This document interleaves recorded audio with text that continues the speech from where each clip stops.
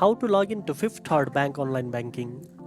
First of all, open your web browser and go to the official Fifth Third Bank website by typing www.53.com in the address bar.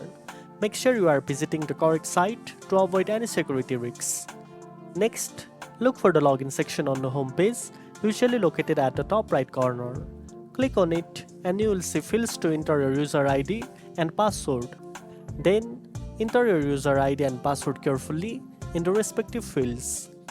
After that, tap on the login button. If you enter the correct details, you will be taken to your online banking dashboard.